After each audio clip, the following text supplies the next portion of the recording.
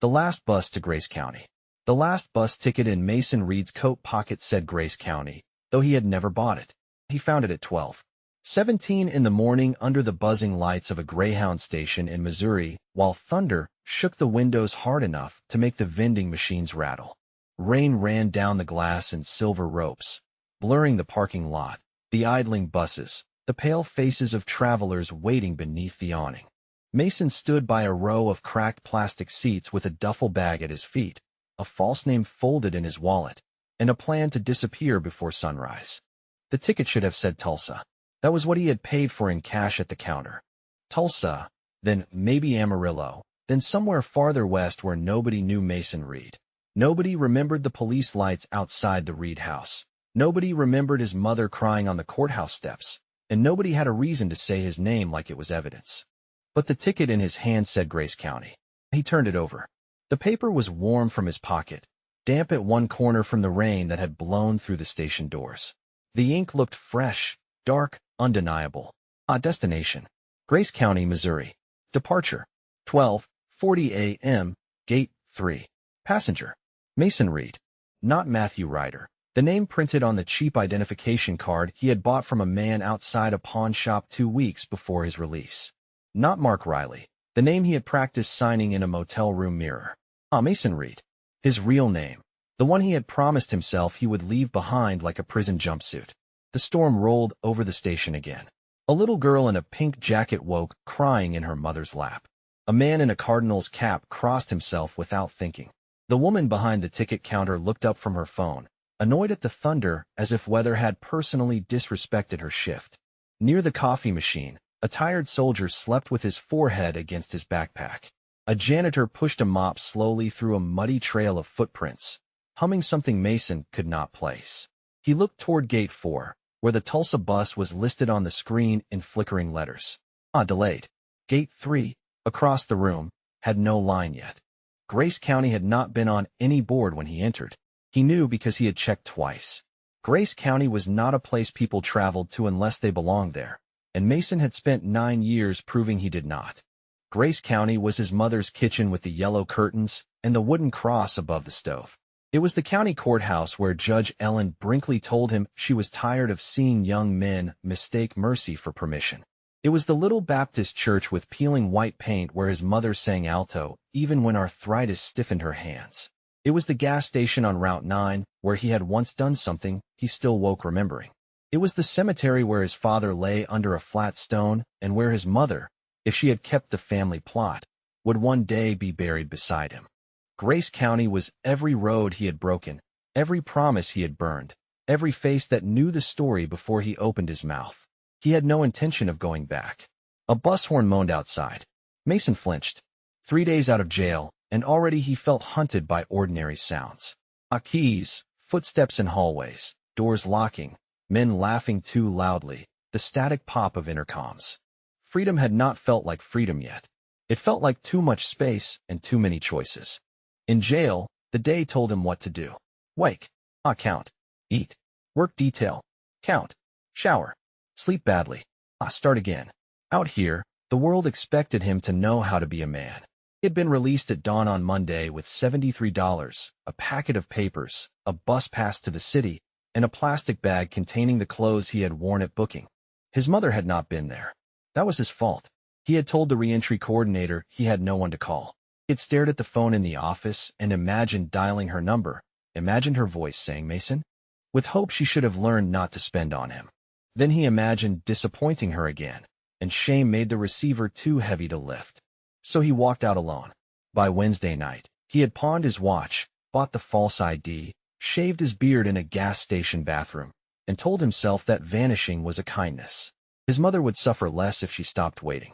His victims would sleep better if he stayed gone. His parole officer would file a warrant eventually, but by then Mason Reed would be a rumor moving west under another name. He had nearly convinced himself that escape and repentance could look alike if you squinted. Then the ticket changed. He marched back to the counter. This is wrong. The clerk looked up. She was maybe 60, with a silver braid and reading glasses hanging from a chain. Her name tag, said Marlene. She took the ticket, glanced at it, and slid it back. What's wrong? I bought Tulsa. You got Grace County. I didn't ask for Grace County. She tapped her keyboard. System says Grace County. Then your system is wrong. It often is, but usually not with this much confidence. Mason leaned closer. Listen, I paid for Tulsa. Cash. 20 minutes ago. You printed the ticket. Marlene's eyes flicked over him, taking in the cheap duffel, the state-issued boots, the overwashed shirt, the tension in his jaw. People who work night stations learned to read travelers the way bartenders read thirst. You got a receipt. He patted his pockets. Nothing. He remembered stuffing change into his coat, walking away fast, not looking back. You didn't give me one. I always give receipts. You didn't. She sighed and checked again. Tulsa's delayed 3 hours anyway. Storm's west. Grace County bus is boarding soon. I'm not going to Grace County. Then don't get on. I need a Tulsa ticket. You can buy another. I paid for one. And I'm telling you what the computer says. Mason's temper rose, quick and familiar. Before jail, anger had often arrived before thought, like a dog breaking its chain. In jail, anger got men hurt or locked down. He had learned to swallow it, but it had not disappeared. It lived under his ribs, pacing. Marlene held his gaze. Son, I don't know what storm you're running from, but yelling at me won't reroute a bus. I'm not your son. No, she said, but you're somebody's. The word struck too close. Mason took the ticket and walked away before he said something that would put him back in handcuffs before he had even left the station. He sat near the far wall beneath a poster advertising clean seats and fresh starts. The poster showed a smiling family looking out a bus window at a sunrise. Mason almost laughed. The station around him smelled of wet coats, coffee burned on a hot plate, diesel fumes, and old carpet. A television bolted in the corner played weather radar with red and yellow bands crawling across the state. Thunder cracked again, and the lights flickered.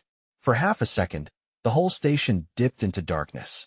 When the lights returned, a man sitting across from Mason was looking at him. The man was elderly, black, neatly dressed in a brown suit too formal for midnight travel. He held a worn Bible on his lap with one finger tucked between pages. A small suitcase stood beside his polished shoes. His face was lined but calm. Storm's got everybody turned around, the old man said.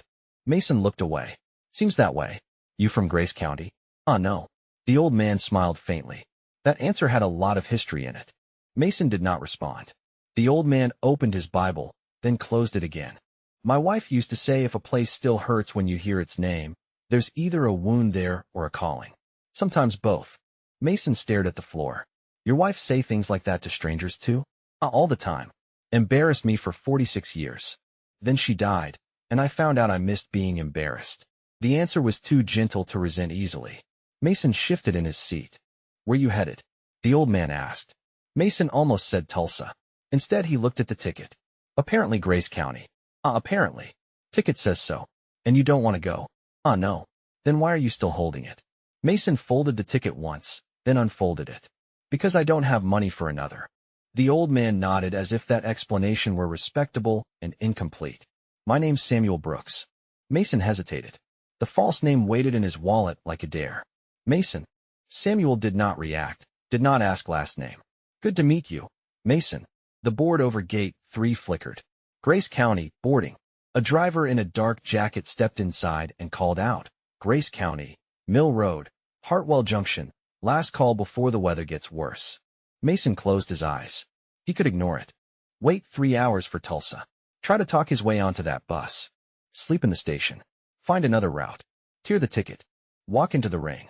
There were always ways to run if a man was willing to pay enough of himself. Samuel stood slowly, lifting his suitcase. That's mine. You're going to Grace County. Funeral, Samuel said. My sister. She lived there 30 years. Sorry. So am I. He adjusted his hat. You coming? Mason looked at the ticket one more time.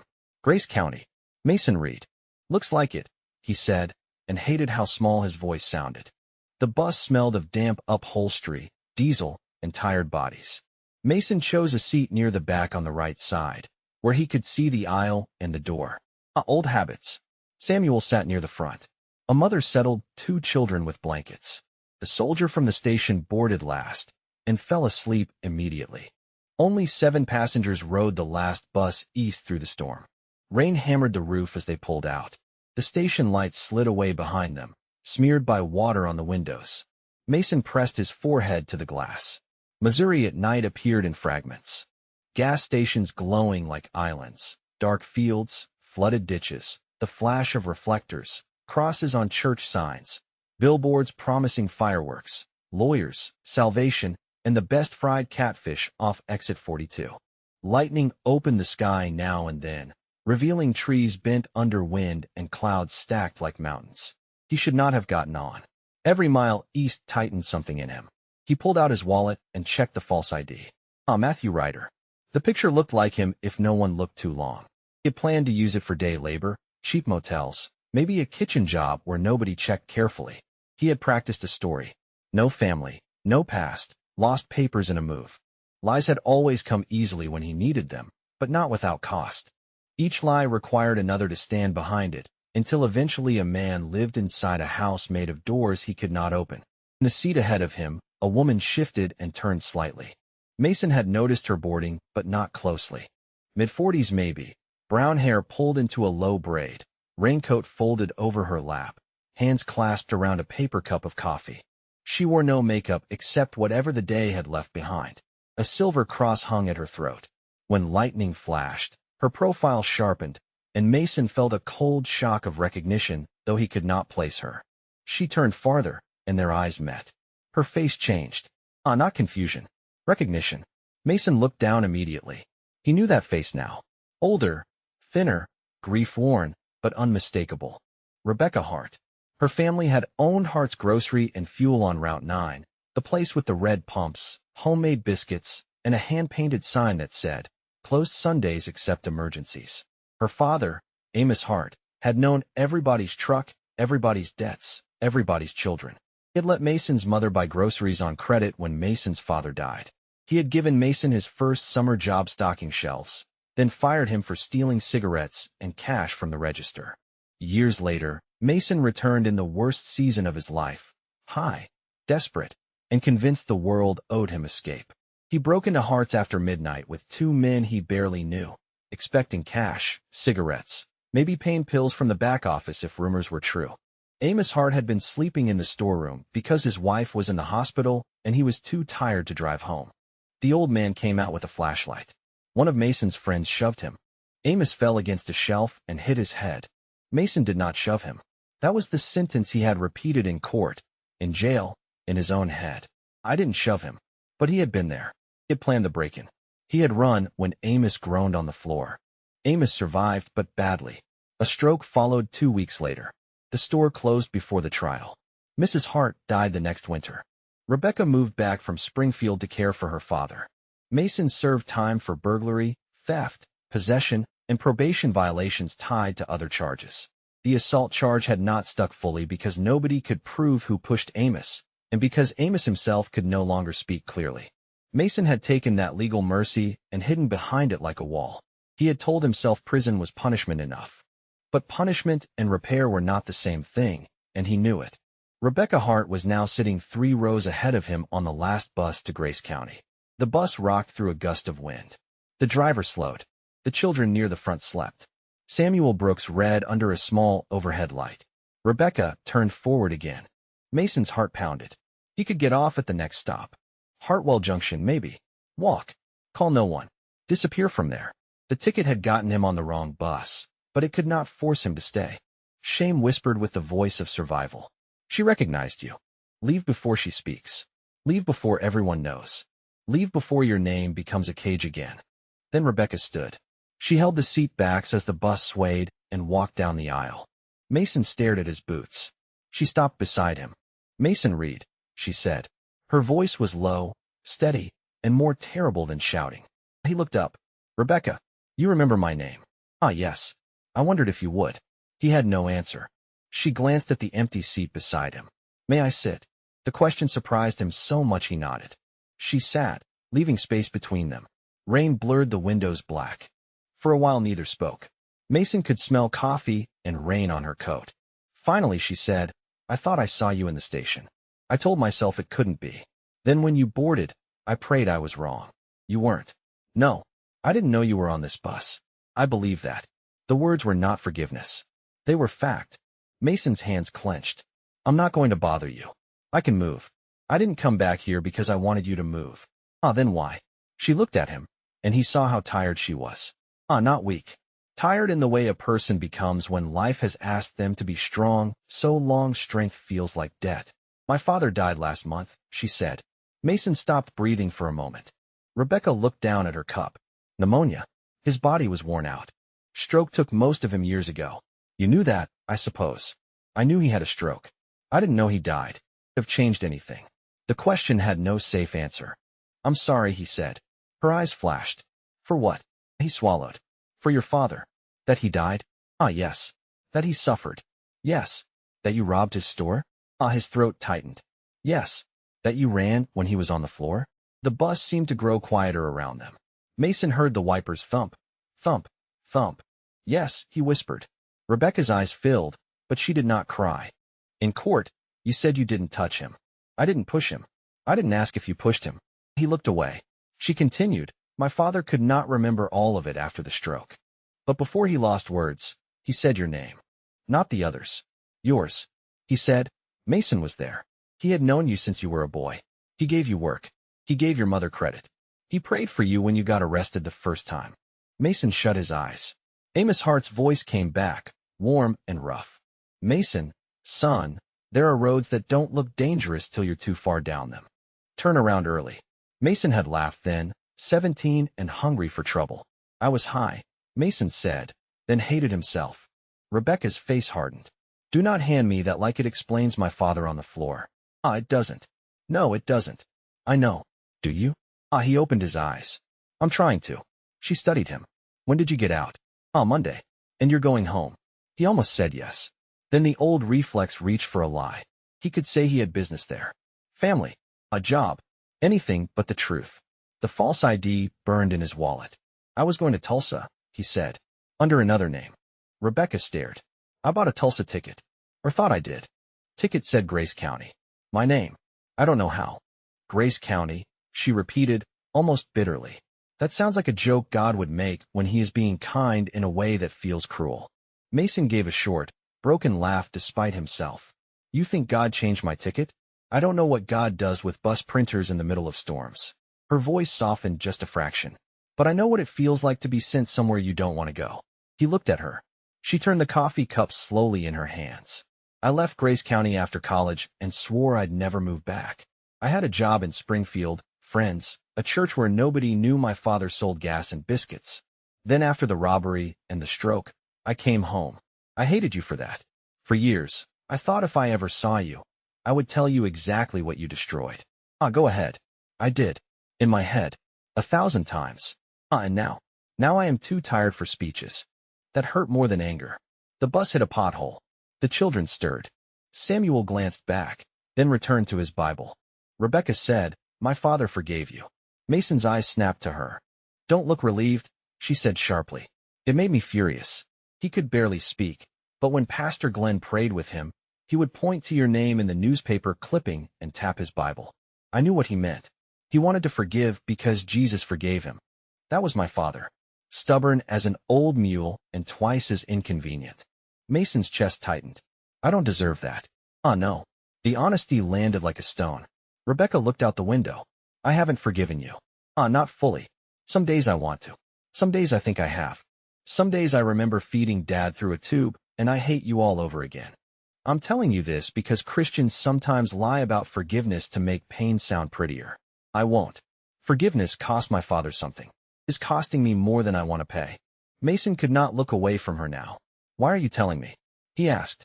Because if you are going back to Grace County, you need to know Grace is not a hiding place. It is not a new name you put on so nobody remembers the old one. If God is sending you home, then go home as Mason Reed. Not as a ghost. Not as a victim of your own shame. As the man who did harm and is still breathing. The words entered him slowly, painfully. I don't know how to fix it, he said. You can't fix my father's body. You can't reopen the store. You can't give my mother the years of peace she lost. You can't undo the night. Rebecca's voice trembled now. But you can tell the truth. You can ask what restitution looks like. You can stop running before you make more wreckage. Restitution. The word had appeared in court documents, payment schedules, forms he signed without reading, amounts so large they became unreal. He had thought of restitution as punishment by mail. Rebecca made it sound like direction. I have no money, he said. I didn't ask for money tonight. I have no job, no car, no place except maybe my mother's, if she lets me in. Then start there. She may not. Rebecca's expression changed. She wrote my father. Mason froze. What? Your mother? After the sentencing. She wrote him a letter every month for a year. Apologized. Sent small payments. $20, sometimes 10. Said it wasn't from you. That she knew it didn't cover anything. But she wanted to honor what was owed. My father kept the letters in a shoebox. Mason pressed his palm to his eyes. His mother had been cleaning rooms at the motel then, hands swollen from arthritis, buying discount bread, wearing the same winter coat 6 years. She had paid on his debt while he sat in jail blaming everybody for letting him fall. She shouldn't have done that, he said. No, Rebecca replied. You should have. The bus wipers kept time with the rain. Mason took out his wallet. His fingers shook as he removed the false ID. Matthew Ryder stared up at him with Mason's face and another man's emptiness. He held it for a moment, then bent it until it cracked. Rebecca watched. That doesn't make it over. I know. He bent it again, tearing the plastic laminate apart. But it makes it harder to keep lying. He dropped the pieces into his coat pocket. Rebecca's eyes filled at last. My father used to say repentance is not feeling bad in a chair. It is turning your feet. Mason almost smiled. Sounds like him. It annoyed me too. They sat in silence for miles. The storm weakened as the bus moved east. Rain softened to mist. Fields appeared in the dark, low and wide. Farmhouses passed with porch lights glowing. Mason remembered those lights from childhood, how they looked from the back seat of his mother's car after Wednesday night church, each one like a promise someone had kept. Near 2 in the morning, Rebecca returned to her seat. Before she left, she said, when we get there, Pastor Glenn will be waiting for me. If you need a ride into town, you can ask him. I am not offering. I am telling you he would. Why would he help me? Because he knew your mother. Because he knew my father. Because Jesus has a habit of troubling decent people with difficult mercy. Then she walked away. Mason did not sleep. He watched Missouri emerge from storm in strips of lightning and darkness. He thought of his mother, June Reed, standing at the kitchen sink with prayer cards on the windowsill. She had loved him with a stubbornness that embarrassed him. He was little. She sang hymns while making pancakes before church. When he was 15 and arrested for shoplifting, she sat beside him at the police station and said, "This is not who you have to become." When he was 24 and stole her debit card, she changed the PIN and made him sleep on the porch but left a blanket by the door. When he was sentenced, she came to every court date in her blue dress, clutching a Bible, face pale but present. He had refused to look at her during the victim impact statement because Rebecca's voice had broken when she described her father relearning how to swallow. In jail, his mother wrote every week at first. Scripture verses, news from town, weather reports, small jokes, pleas for him to let God meet him honestly. Mason answered twice. Then less. Then not at all. Her letters became painful proof of a love he could not repay. Near the end of his sentence, they stopped. He told himself she had finally given up and felt both relief and grief. Now he wondered if she had become ill, or tired, or if silence was the only boundary left to a heart he had broken too often. At 2:43 a.m., the bus pulled into Hartwell Junction for a 10-minute stop. The station was closed, just a covered bench, a vending machine, and a flickering light. 2 passengers got off to smoke under the awning. Mason stepped down into wet air. The storm had moved east, leaving the road steaming. Crickets had begun again in the ditches. Samuel Brooks stood nearby, stretching his legs. You look like a man deciding whether to keep running, Samuel said. Mason laughed weakly. You always this direct. At my age, small talk feels wasteful. Mason leaned against the bus. A woman on the bus recognized me. From Grace County. From something I did. Samuel nodded slowly. I hurt her family, Mason said. The words tasted like metal. I didn't mean to hurt them the way they got hurt, but I did. I've been telling myself serving time made it done. Did it? No. Samuel looked toward the dark fields. Prison can pay certain debts to the law. It cannot do all the work of truth. To a preacher. Retired school principal. Same thing. Less shouting, more paperwork. Mason smiled faintly. Samuel opened his Bible, not theatrically, just as a man handling something familiar. I was reading The Prodigal Son earlier. Of course you were. You know it. Everybody knows it. Bad son wastes everything. Comes home. Father throws a party. Older brother gets mad. Preachers love it. Samuel chuckled. That is the rushed version.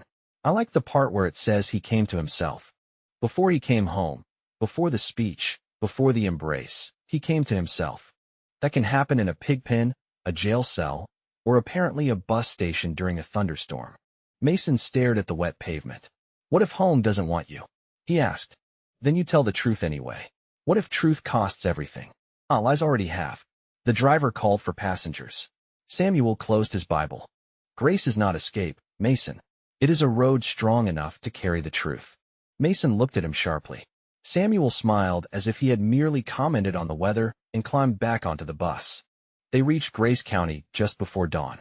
The bus station was little more than a brick building beside the old train depot, with a soda machine, 2 benches, and a mural of wheat fields painted by high school students. Rainwater dripped from the roof. The sky had begun to pale behind torn clouds.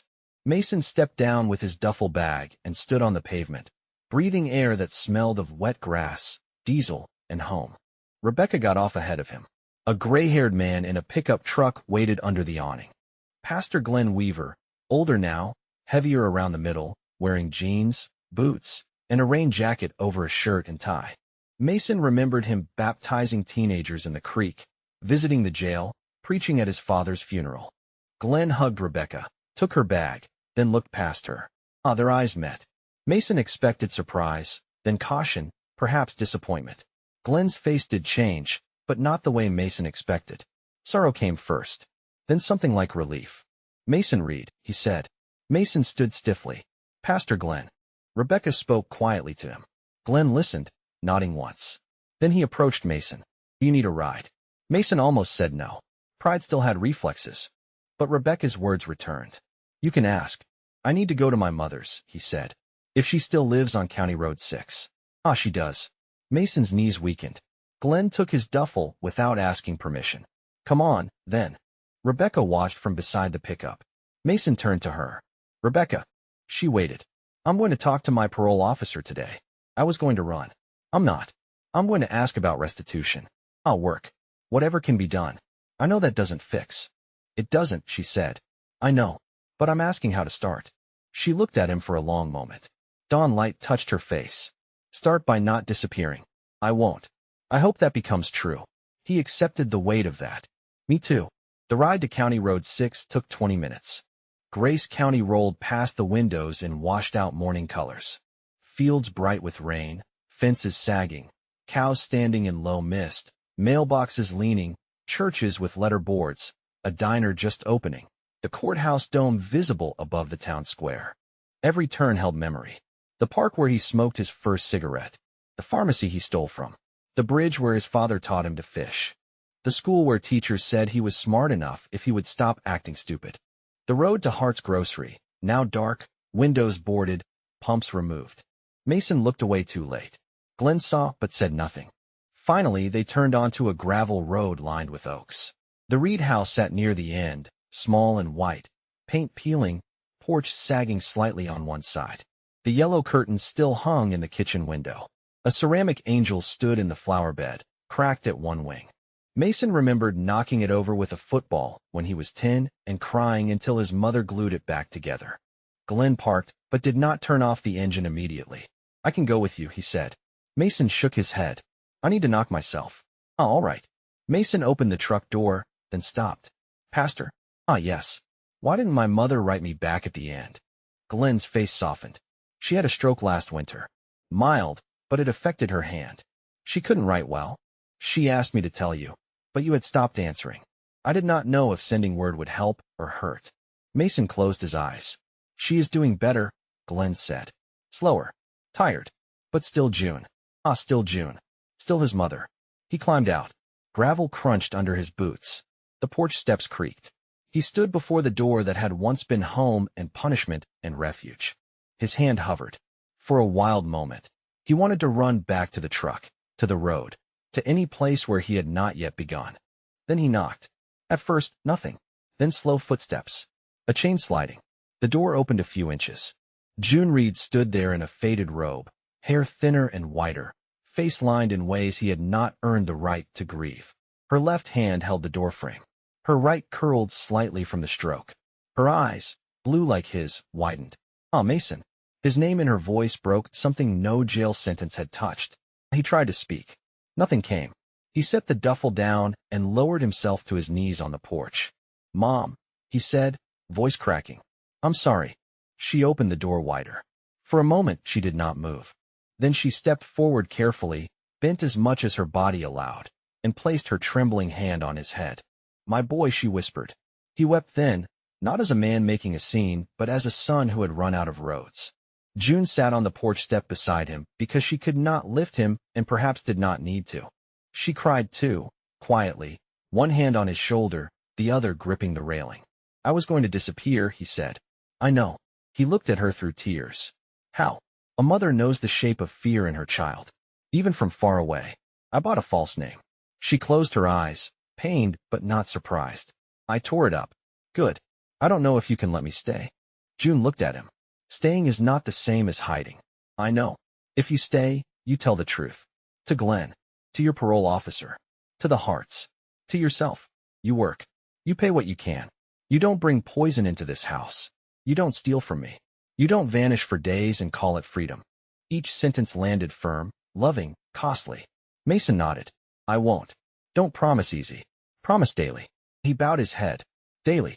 She touched his cheek. "Then come inside. I made coffee." The kitchen was smaller than memory. The yellow curtains were faded. The wooden cross still hung above the stove. Beside it was a framed verse in his mother's handwriting. "Create in me a clean heart, O God." On the table sat 2 mugs, though she could not have known he was coming. Or perhaps she had hoped every morning until hope became a habit no disappointment could kill. He drank coffee that tasted like burnt grounds and mercy. June made toast. Glenn came in after a while and sat with them. No one pretended everything was fixed. June asked practical questions. Where were his release papers? Had he reported? Did he have medication? Was he using? Mason answered honestly, each truth both humiliating and relieving. Glenn called the parole office when it opened. Mason spoke to Officer Hanley, voice shaking, and admitted he had nearly left the state under a false name. There was a long silence on the line. "You understand I could violate you for intent," Hanley said. Yes, sir." "Did you leave?" "No." "Where are you now?" "My mother's house in Grace County." "Stay there. Report in person at 2. Bring all papers.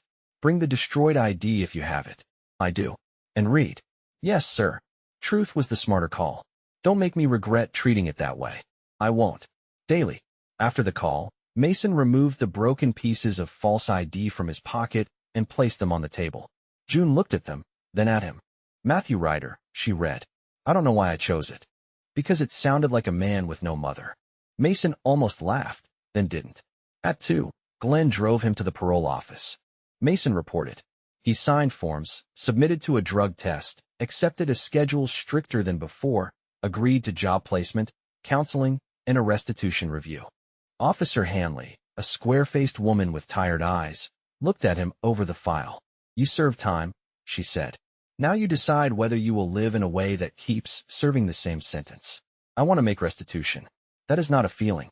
It is a budget." "I understand. You owe the Harts, the court, and your mother if she'll let you count it." He looked down. "She paid some." "I know. It's in the file." His shame rose. He did not run from it. "I want to start there," he said. The first weeks home were harder than prison in ways Mason had not expected. Freedom required discipline without walls. He slept in his old room, beneath a ceiling water stain shaped like Texas, and woke from dreams of sirens. He went to meetings in the church basement where men and women told stories that sounded different on the surface and identical underneath. He took a job unloading trucks at a feed store owned by a deacon who said, "I believe in second chances, but I count inventory." Mason appreciated the clarity. He reported to Hanley. He handed his mother cash every Friday, not because she demanded it, but because she wrote down every payment in a notebook labeled restitution and rent. He attended counseling. He sat in the back pew at church, jaw tight, while people sang hymns he remembered against his will. Some people welcomed him cautiously. Some avoided him. Some stared. A man outside the diner muttered, "Thief," as Mason passed. Mason wanted to turn, to defend, to say he had served his time. Instead, he kept walking. Grace was not escape. It was a new direction, and new directions still passed old landmarks. The hardest landmark was Hart's Grocery. It sat abandoned on Route 9, windows boarded, sign faded, weeds pushing through cracks in the asphalt. Mason drove past twice with Glenn and could not look directly. The third time, he asked to stop. He stood in the parking lot under a wide sky, hands in his jacket pockets. The pumps were gone. A chain hung across the front door. The place looked smaller than the night in his memory. He remembered broken glass, flashlight beam, Amos Hart's startled voice, the shove, the sound of a body striking metal, his own feet running. He had told himself fear made him run. That was true. It was also true that he had left a man who once trusted him lying on the floor. Mason walked to the door and touched the chain. "I'm sorry," he said. No one answered. A crow lifted from the roof and flew toward the field. On Sunday, Rebecca came to church. Mason saw her from the back pew and nearly left. She sat near the front beside Pastor Glenn's wife. During the final hymn, she did not look back. After service, Mason waited outside under the oak tree because running would be easier and therefore wrong. Rebecca approached with a paper plate of cookies from the fellowship hall. "You look like you're waiting for sentencing," she said. "I sort of am." She held out the plate. "Cookie?" He stared. "My father believed people heard hard things better with sugar nearby. I'm not there yet, but I brought cookies because Glenn's wife handed them to me and I didn't know what else to do." He took one. "Thank you." They stood awkwardly. "I went to the store," Mason said. "I heard. A small town." "Yes. I'm meeting with Hanley about restitution. I have a job. Not much pay yet." "I heard that too. I want to ask." He stopped. His rehearsed words vanished. Rebecca waited. "I want to ask how to make amends beyond the payment schedule. If you don't want to answer, you don't have to. If you don't want to see me, I'll go through Glenn. I just don't want to decide what helps you without asking." Rebecca looked toward the parking lot. Families moved around them, children running, old men talking weather, hymnal pages left in pews inside. Ordinary life, continuing around an extraordinary wound. "My father wanted the store's sign saved," she said finally. Mason looked at her. "It's in the back. The old hand-painted one from when my grandparents opened. I can't go in there. I tried. I get sick. The roof leaks. The place will probably be sold for parts eventually. But if you mean what you say, you could clean the back room enough to get the sign out before it rots. I can do that. It will be hard." "Good." Her eyes flicked to him. "I don't mean good for you," he said quickly. "I mean, it should cost me something." Rebecca nodded once. "Glenn can supervise. I don't want you there alone." "I understand." "And Mason?" "Yes. If you find anything that looks personal, don't throw it away. Box it." "I will."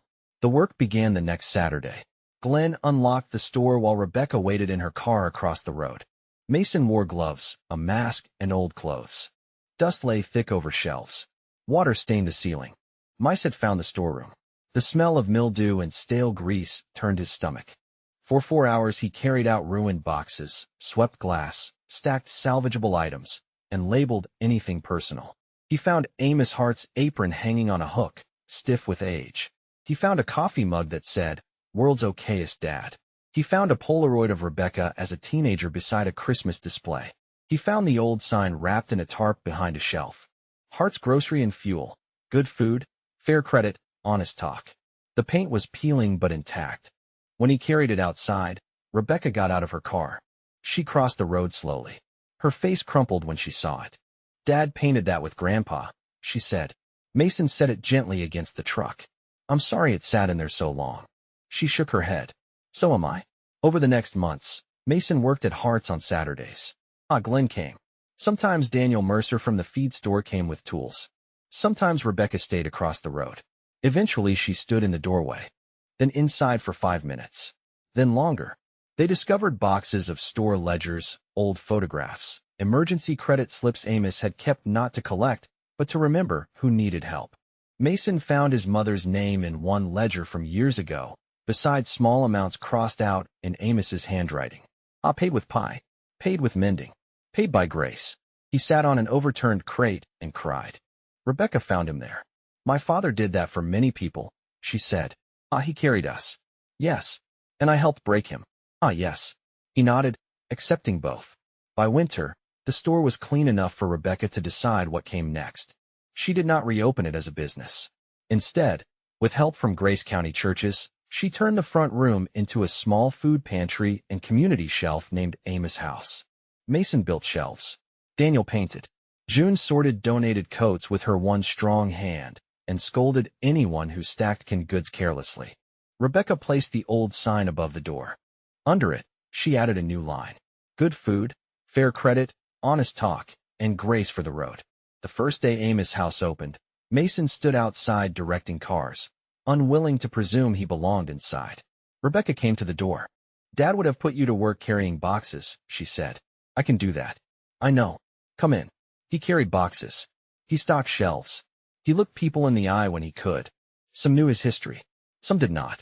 A young mother thanked him for loading groceries into her car. He almost said he did not deserve thanks. Then he remembered something Glenn had said. When you reject every kindness, you make people pay for your shame. So Mason simply said, You're welcome. Restitution became a rhythm. Work, payments, meetings, service. Apologies were possible. Silence where words would serve only him. He wrote letters to people he had harmed, some sent, some not. Officer Hanley approved extra community service hours at Amos House. He paid his mother back in small amounts she recorded faithfully. He remained sober. When cravings came, he called someone. When shame came, he named it. When hope came, he distrusted it at first, then learned to let it sit at the table without demanding proof of permanence. He and Rebecca did not become friends quickly. Life was not that cheap, but they became something more honest than enemies. Co-workers in repair, perhaps. Witnesses. Some days she spoke easily. Some days she looked at him and remembered the worst night. He learned not to demand consistency from someone healing.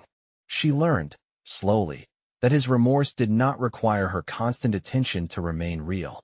One spring afternoon, they stood outside Amos House watching volunteers plant flowers by the sign. Rebecca held a packet of marigold seeds. My father liked these, she said. Why? Said they were cheerful and stubborn. Like decent people ought to be. Mason smiled. Sounds like him. She handed him half the seeds. Plant them there. They knelt on opposite sides of the small bed, pressing seeds into soil. The air smelled of rain coming. Across the road, fields shone green. A bus passed on the highway, heading west, silver in the light. Mason watched it go without longing. Rebecca said, When I saw you on that bus, I wanted God to make you vanish. Mason pressed soil over a seed. I wanted the same. I'm glad he didn't listen to either of us. He looked at her. Tears stood in her eyes, but she smiled faintly. Me too, he said. That summer, Mason was baptized again. Technically, he had been baptized at 12 in the creek behind Grace Baptist, but he told Glenn he felt like he had left that boy underwater and run. Glenn said God did not misplace baptisms, but the church could certainly pray over a man who wanted to remember his direction. So on a hot July evening, after a service at the creek, Mason stood in the water with June on the bank, Rebecca nearby, Officer Hanley at a respectful distance because she said she was off duty but curious, and half the church singing badly. Glenn placed a hand on Mason's shoulder. Mason Reed, beloved of God, do you desire to follow Jesus in truth, repentance, and new life? Mason looked at his mother. She was crying. He looked at Rebecca. She nodded once. He looked at the water, brown and slow, carrying sunlight. I do, he said. Daily. When he came up from the water, gasping, the congregation sang Amazing Grace. Mason had heard it 1,000 times in jail services, funerals, old radios, movies, and street corners. It had often sounded too easy to him. Wretch gets found. Blind sees. End of story. But standing in the creek with water running down his face, he understood that grace was not pretending the wretch had never wandered. It was the power that turned him around and gave him another step. Months became a year. Mason remained in Grace County. Not because he was trapped, but because staying had become the honest road. He earned a promotion at the feed store. He moved from his mother's spare room to the small apartment above Amos House, where he could hear trucks on Route 9 at night and sometimes dreamed of buses. He kept making restitution payments. He repaired the porch at June's house. He learned to cook 3 meals that did not come from cans. He visited schools with Glenn to talk to teenagers about choices, though he refused to make his story dramatic for effect. Most bad roads are boring at first, he told them. That's how they fool you. One November night, thunder rolled over Grace County, though the storm was mild compared to the one that had brought him home. Mason was closing Amos' house when a young man came in soaked, shaking, maybe 19, with a backpack and eyes full of panic. Bus station said this place helps, the boy said. What do you need? Mason asked. I got out yesterday. County lockup. I was going to Kansas City. I don't know. I don't have anybody. He looked ready to bolt. I'm not trying to cause trouble. Mason saw himself in the doorway. Wet, ashamed, desperate for escape, and afraid of welcome. What's your name? Mason asked. Eli. Okay, Eli. We've got dry socks, coffee, and a phone. You hungry? The boy's face crumpled at the ordinary kindness. Yes. Mason made coffee too strong and heated soup in the microwave. Eli ate standing until Mason pointed to a chair. They called Glenn. They called a re-entry shelter. They made a plan for morning.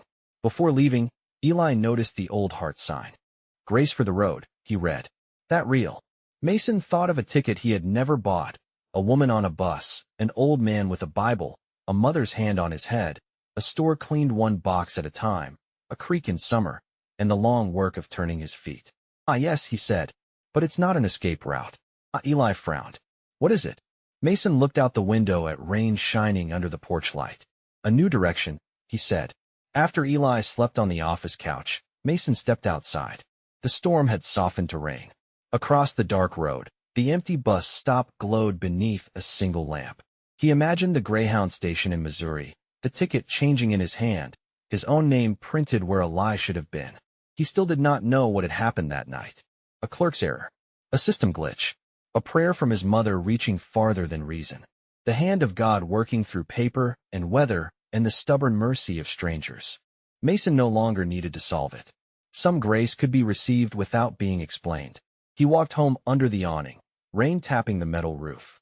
In the apartment above Amos' house, he kept the torn pieces of the false ID in a jar on his desk, not as shame's trophy, but as a reminder.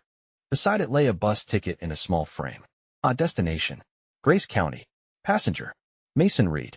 On the wall above the desk, his mother had hung a verse stitched years ago. The steps of a man are established by the Lord when he delights in his way. Mason was still learning delight. Some days he managed obedience first, gratitude later. Some days shame still called. Some days people still looked at him and saw only the worst thing he had done.